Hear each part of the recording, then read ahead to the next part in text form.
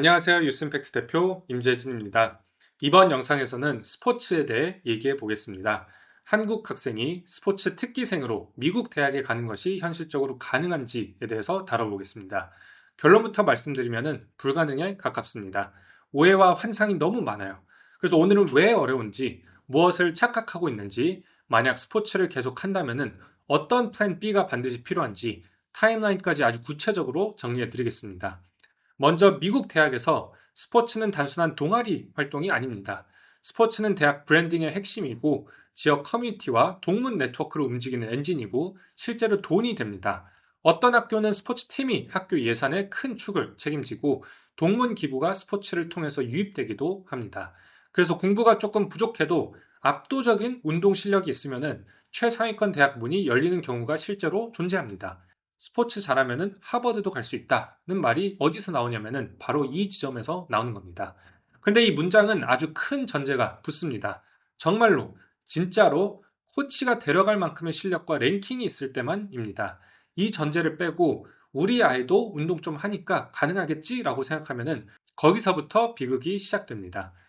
스포츠 특기생의 문법은 완전히 다릅니다. 미국 대학 스포츠는 NCAA 리그로 운영되고 크게 Division 1, Division 2, Division 3로 나뉩니다. Division 1은 말 그대로 국가대표 혹은 그 바로 아래급입니다. 올림픽, 세계선수권, 주 전국 랭킹 상위권 이름들이 즐비합니다. 한국에서 이 레벨이면 솔직히 국제학교를 다니고 있지 않습니다. 태릉 선수촌이나 각 종목 상비군 시스템 안에서 아예 선수로 살고 있어요. 디비전 2는 종목에 따라 다르지만 여전히 엘리트 선수 영역입니다. 신체 스펙, 기록, 랭킹, 하이라이트 영상, 공식 대회 실적이 국제 비교에서 통합니다. 디비전 3는 체육 장학금이 없지만 코치 리크루팅과 로스터 스팟은 존재합니다. 장학금이 없으면 쉬운가요? 라고 물어보시는 분들이 계시는데 전혀 아닙니다. 오히려 학업 기준은 더 높고 운동은 운동대로 경쟁입니다. 공통점은 하나입니다. 어느 디비전이든 코치가 먼저 학생을 선발을 해야지 입학이 가능합니다. 일반 전형으로 지원해놓고 결과 기다리다가 저 사실 스포츠 선수인데요 라고 하는 방식은 없습니다. 리크루팅 타임라인도 한국 부모님들이 가장 많이 놓치는 지점입니다. 스포츠 특기생은 원서 마감과 거의 상관없이 11학년에서 12학년으로 올라가는 여름쯤 이미 거의 끝납니다. 코치가 시즌 전에 로스터를 사실상 확정하고 연락, 캠프, 비공식 방문, 공식 방문을 거쳐 우리 대학에 입학하겠다는 커밋을 받아둡니다. 아이비리그는 체육 장학금은 없지만 코치가 슬롯을 가지고 입학 사정에 영향력을 행사합니다. 이게 실제로는 사실상 합격의 사전 보장 신호로 작동합니다. 하버드의 경우 스포츠 특기생으로 지원하면 합격률이 86%에 달합니다. 그래서 얼리는 그냥 형식적인 지원 절차이고 서류는 뒤에 내더라도 뽑히는지 아닌지는 여름에 이미 결정이 나 있습니다. 일반 지원으로 넣고 붙으면 팀에 들어가겠다는 것은 현실의 룰을 모르는 이야기입니다. 이제 냉정한 실력 얘기로 들어가겠습니다.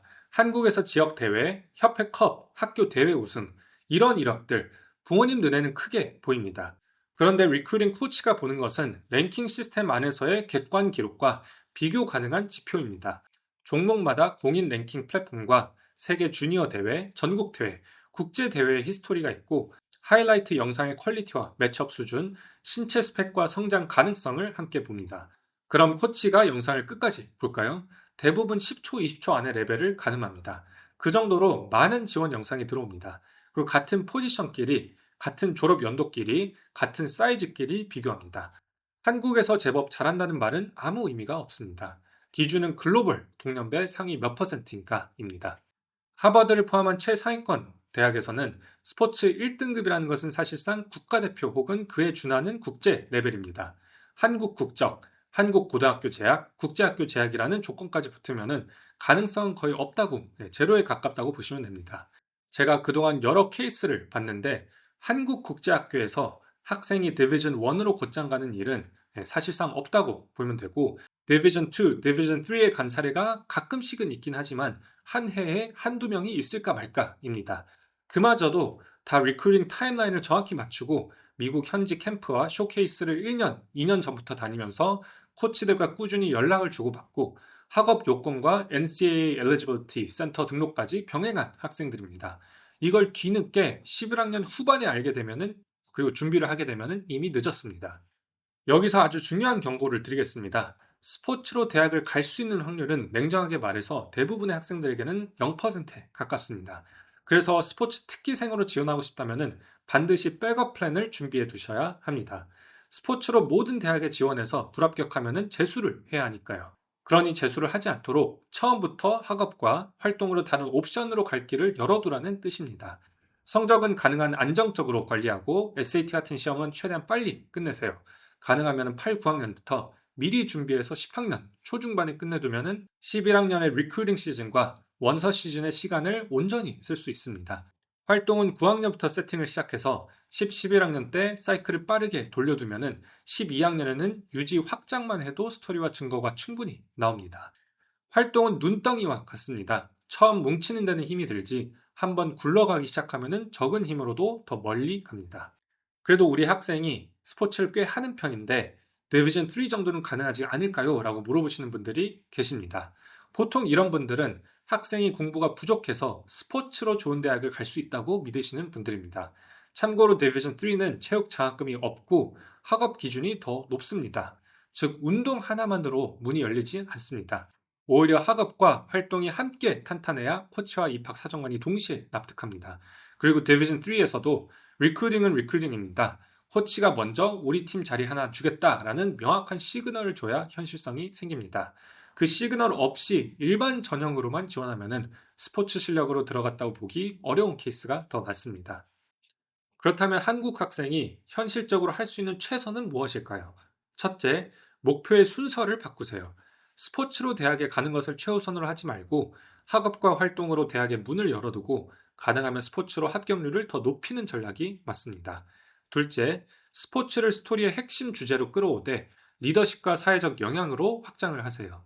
팀 운영, 지역 유선형 코칭 프로그램, 스포츠 데이터 분석, 부상 예방 캠페인, 여성, 장애인 스포츠 접근성 개선 프로젝트 같은 활동으로 문제 정의, 실행, 임팩트, 확장, 이 사이클을 실제로 돌리세요.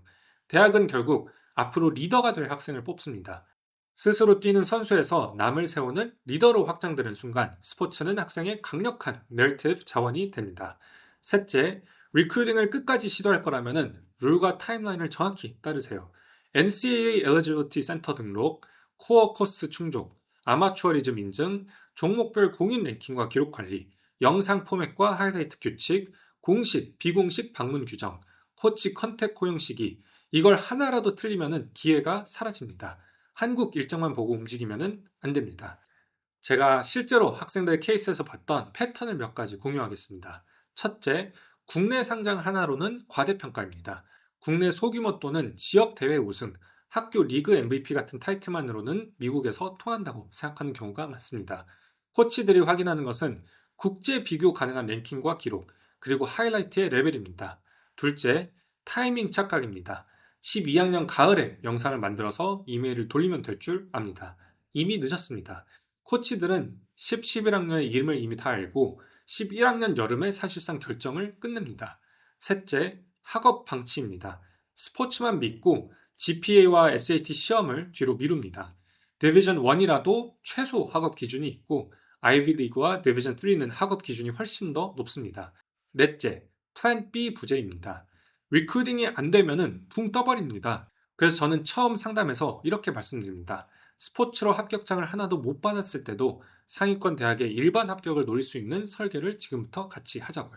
그래서 유스 임팩트가 여기서 뭘 도와드릴 수 있냐?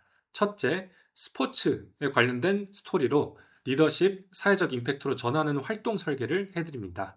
예를 들어 학생이 축구를 한다면 저학년 학생들 서브 코치로 활동을 하고 데이터로 참가자 변화, 지구력 지표, 출석률, 자존감 설문까지 관리해서 임팩트 리포트를 만듭니다.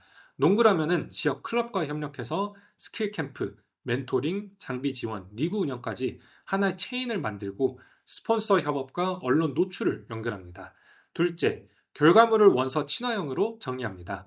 임팩트 리포트, 대회, 공모 교차 제출 패킷, 추천서 브렉시트, 에세이 내러티브 맵, 활동 증거 링크 아카이브까지 모두 정리합니다. 셋째, 시간을 줄여드립니다.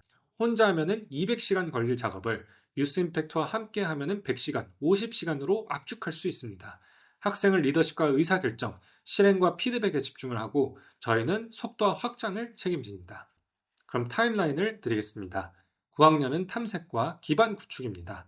스포츠를 중심으로 한 사회적 임팩트 주제를 정하고 첫 사이클을 아주 작게라도 돌리세요. 10학년은 한 사이클 완주입니다. 설정, 실행, 데이터, 결과, 개선까지 끝내고 리포트로 묶어서 공모대회 교차 제출하세요. 11학년은 두세 사이클 확장입니다. 지역 파트너를 붙이고 참여자 수와 지표를 확실히 키우고 언론, 기관 협업으로 증거를 쌓습니다. 동시에 리크루팅 가능성이 정말 있는지 냉정하게 판단하세요. 코치 연락과 쇼케이스 피드백에서 당장 오퍼로 이어질 시그널이 없다면 플랜 B의 비중을 높이십시오. 12학년은 정리와 제출입니다. 에세이 작업을 가능하면 봄부터 시작해서 여름에 초안으로 완성하고 가을에는 업데이트 리포트와 추천서와 브렉시트를 깔끔하게 정리해서 제출합니다. 마지막으로 아주 솔직한 한마디 더 하겠습니다. 스포츠 특기생으로 미국 대학에 가는 길, 한국 학생에게 불가능에 가깝습니다. 가능성이 1%라도 있냐라고 물으신다면 있습니다. 하지만 그 1%는 이미 9학년, 10학년부터 미국 시스템 속에서 이름이 돌고 기록과 랭킹, 영상과 코치 네트워크가 살아있는 학생들입니다. 대부분의 학생에게 최선은 스포츠를 사랑하는 마음을 꺾지 않되 대학 입시의 게임은 학업과 활동으로 먼저 잡고 스포츠를 강력한 스토리 자원으로 바꾸는 것입니다. 그게 가장 현실적이고 가장 효율적이고 가장 결과가 좋은 길입니다. 유스 임팩트는 이 길을 가장 빠르고 가장 투명하게 가장 크게 만드는 데 집중합니다. 스포츠 때문에 인생이 흔들리는 일이 없도록 스포츠 덕분에 오히려 더 강력한 원서를 만들 수 있도록 설계를 같이 합니다. 오늘 이야기, 감정이 아니라 확률과 타임라인, 룰의 문제입니다. 환상을 걷어내면 길이 보입니다. 그러니 지금부터 정확한 설계를 시작하세요.